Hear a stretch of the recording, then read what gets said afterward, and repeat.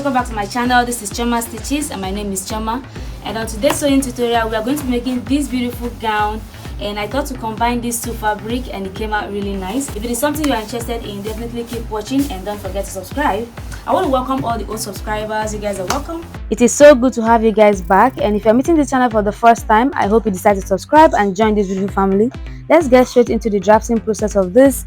So I have 1 yard of fabric for the creamy yellowish fabric and 2 yards for the blue fabric, and they are both Duchess fabrics, and so they have the same texture. In the case of the blue one has a lesser shiny face and the wrong side is kind of dull, while on the yellowish one it's really very shiny and eye-catchy. So I thought to combine the two of them and it came out really nice. I have already drafted and sewn the sleeve, and I'm going to be dropping the link on how I made this in the description box so you can check it out. So I have this strong stay that I'm going to be using for the petals, and then I have my matching thread for the sewing. I have the ruler I'm going to be using. I have a matching zipper to go with it. I have a chalk, I have my markers and my rulers I'm going to be using to work with, and I have my pattern paper for drafting.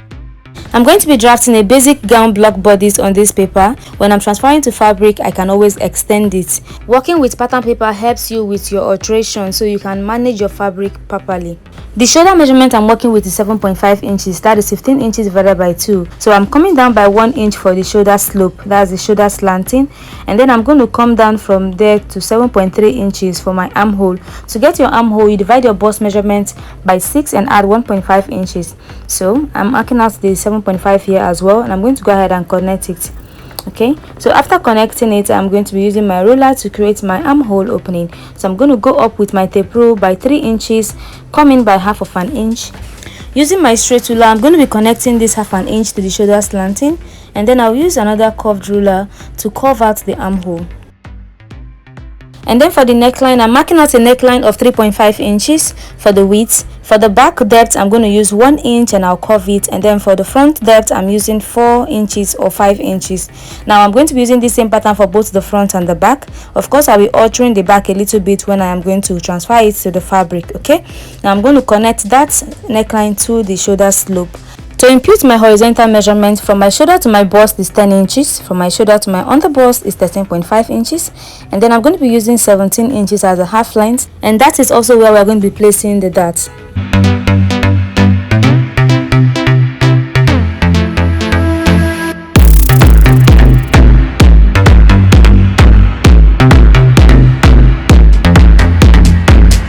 Then from the shoulder to the hip, I am marking 24.5 inches. I'm going to rule that across.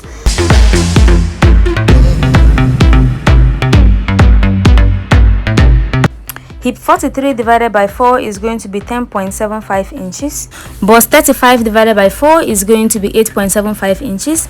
Now I'm going to be marking out the dart, and from the waistline I'm going to go in by 4 inches. That is my bust point. Okay, nipple to nipple measurement, it's 8 inches divided by 2 is 4 inches. So I'm going to be marking it from 2 inches under the bust to the waist, and then to 4 inches or 4.5 inches below the abdomen. I'm marking out 1.5 inches for the dart. So from the waist I'm going to go in by 0.75 on both sides and connect it to the underbust and to the lower abdomen. Waist 28 inches divided by 4 is 7 inches. You are going to be adding 1.5 inch for the dart, and then for the underbust, my underbust is 27 inches. That will be 6.75 when you divide it by 4. You're also going to be adding whatever you have as that line here. I'm going to measure it, and I have 0.6. I'm going to go ahead and connect all the markings, and then I will add my 1.5 inch sewing allowance directly on the pattern paper so that it will make it easy for me when I am going to be transferring it to fabric. I'm just going to transfer the hip measurement of 10.75 to the down part.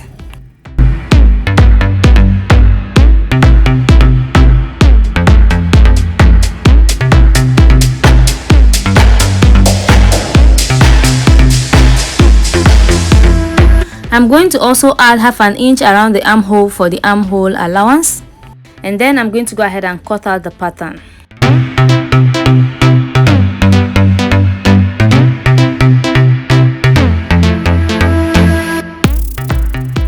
From this middle part where we are taking out the darts, I am going to come up here so that the back will not have any gaping. Okay, so I'm going to go from this middle line. I'm going to go up here by 0.75 inch here, 0.75 inch. That is making it 1.5 inches. And then I'll use my straight ruler and I'll connect it to the end here.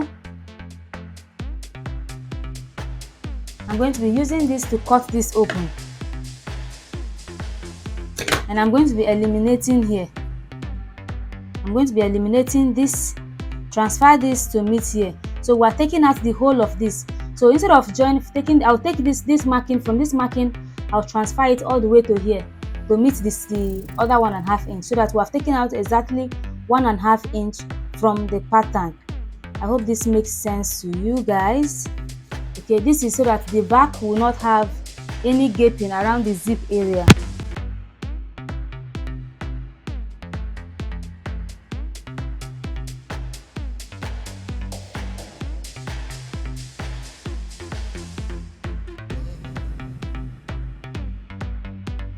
So I've pieced it back together so I can cut out the full length for the front, and then we're going to open up the dart again to cut out the back piece.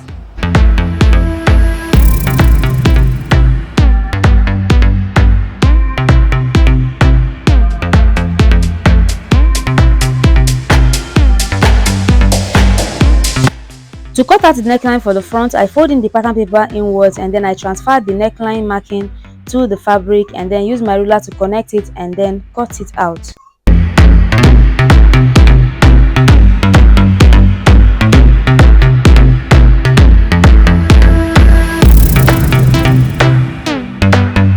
To cut out the back piece, I am pinning my pattern paper on the leftover fabric, and then as you can see, I am not pinning it at the edge of the fabric, I am pinning it somewhere in the middle, depending on how many fabric you have. Okay, to eliminate the 1.5 inches at the center back, I am going to be moving the markings from one end of the marking to the other end, thereby taking out the 1.5 inch that will allow the fabric to breathe and it will not have any gaping around the zip area.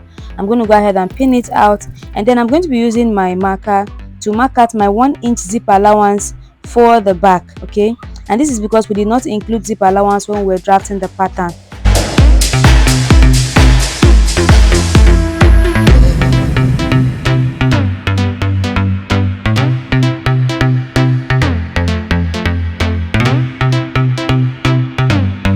The 1.5 inch we took out around the waistline has affected the length at the center back, so I'm going to be eliminating it by cutting out half of it. You can take out everything, but I took out half of it, and now we're going to take out the pins and our pattern is ready.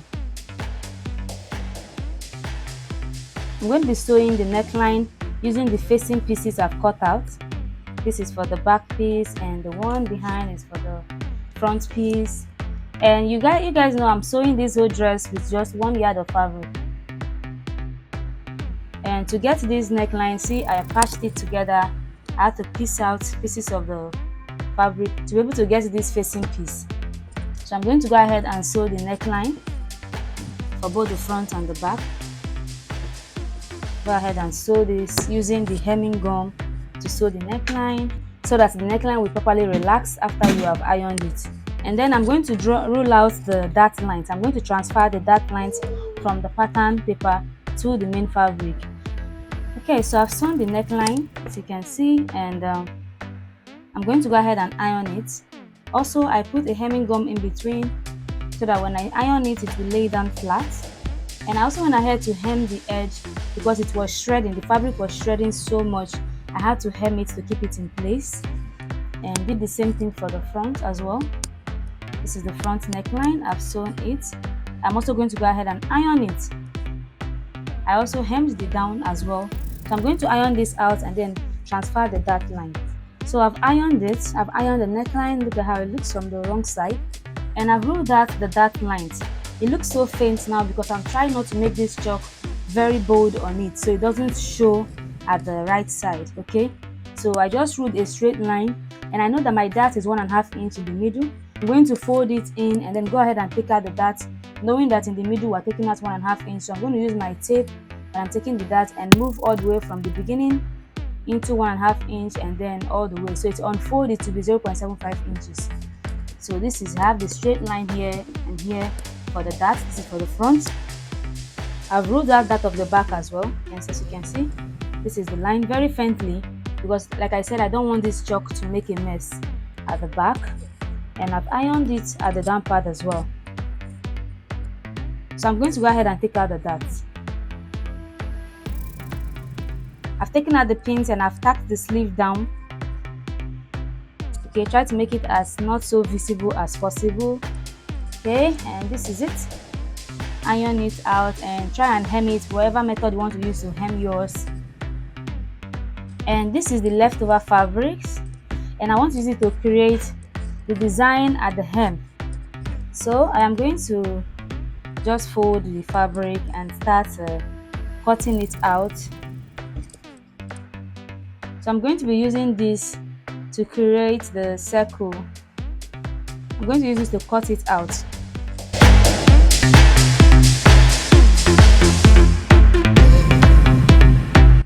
Now you can also cut these ones out and then use these ones to cut out the rest.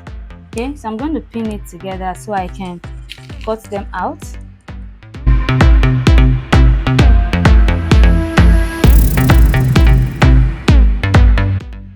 I'm going to also use this to cut out the stay, the strong stay that is going to stay underneath in between. Okay, so just transfer the pins like this and cut out the stay. Also, I'm going to be sewing it round this and leaving maybe 1 inch opening where you can turn it all inside out. I'm going to cut out as many as I can get out of this, and I'm also going to cut out from this as well.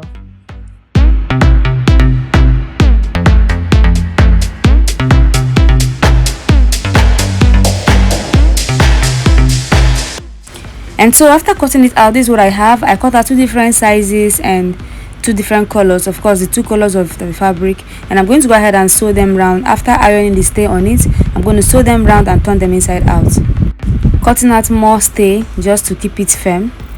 So I've taken out the darts and I'm going to go ahead and this is the back part. I've taken out the darts and taken out the darts for the front as well. So I'm going to go ahead and sew the sleeve. So first I'm going to put the 2 together like this. So I'm going to go ahead and sew the zipper. The zipper is going to stop somewhere around here. So I'm going to sew it from here, and then I'm going to sew here with 1 inch and sew it to the end. Okay guys, so I've gone ahead to sew the zipper.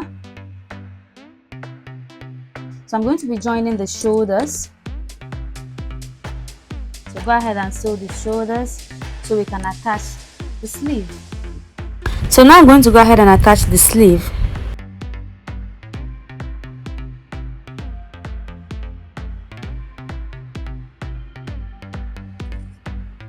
So I'm going to be sewing the sides.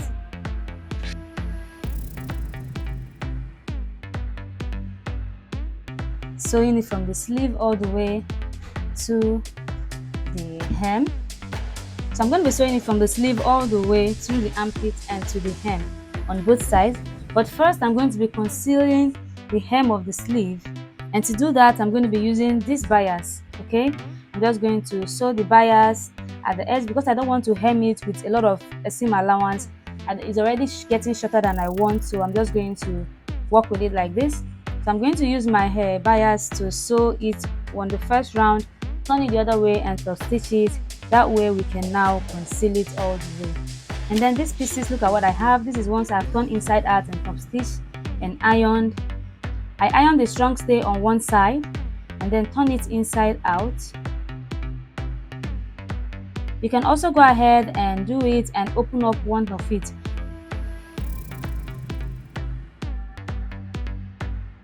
So this is the dress. I'm yet to attach the accessories, but this is it. And this is the sleeve, how I finished it off with a bias, okay? But I didn't want to reduce the length by hemming it. Do also check out the link in the description box for the sewing tutorial of the sleeve, because the sewing tutorial of the sleeve is not included in this video, obviously, because it's going to make it so long. I'm going to start attaching this now to show us how we are going to make this work. I always have extra fabrics because I'm always making sewing tutorials, so don't mind those fabrics. These are for other tutorials. Do well to tune in to see what I make with those ones. Now this is what I'm doing. I'm going to be attaching this from the hem. As you can see, I've ironed it out. Okay, the dress is practically finished but not yet weaved. Of course, you're going to weave the rough parts. It's very important. Okay, we're going to weave. So I'm going to be attaching it. Like I said, this is the wider one, this is the smaller one. Okay, so I'm going to be starting with the wide one, and it's going to be coming here. I'm going to start tacking it, and this is the part where I turned it inside out. If you look closely, you can see that. And I put a hemming gum in between to seal it so it doesn't come off. That's another way you can finish it off. This part is going to be the one on top here, so it's going to be concealed here. The same thing with this other part. The part that has the tear is the one I'm going to be attaching to extend it. This is just a way to conceal this rough part. Okay, I hope that makes sense. And I chose to tear here and use this place to turn it inside out, because when I tried it this method, it didn't come out as neatly as I would prefer. Okay, so this is what I'm going to be doing. So starting from here, pinning it. Of course, I'm going to be using my machine to sew this to keep it in place. Okay, so I'm only pinning it down, but I'm going to sew from here, from one end to from here to here. So this place is going to be flapping like this. So we're going to sew from here to here.